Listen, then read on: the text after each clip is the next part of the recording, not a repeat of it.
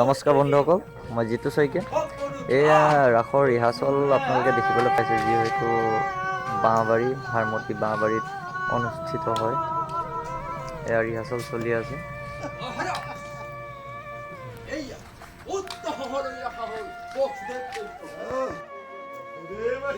এয়া কালাকেটো ভাও প্ৰেক্টিচ কৰিছে মিষ্টাৰ অমৰজ্যোতি শইকীয়া, আৰু এয়া হৈছে আমাৰ মিষ্টাৰ পংকজ দাস।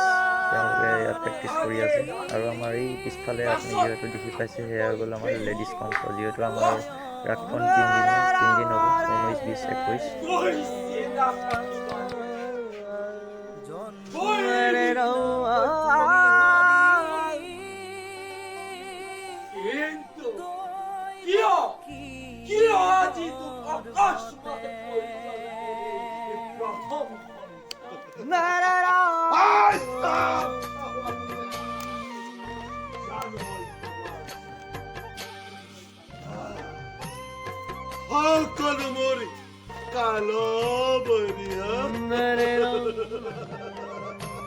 আমাৰ এইখন ৰাস 37তম ৰাস হয়।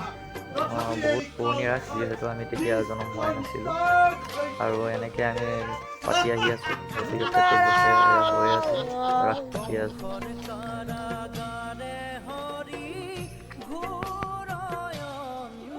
এয়া হৈ গ'ল আমাৰ বসুদেৱ দৈৱকী।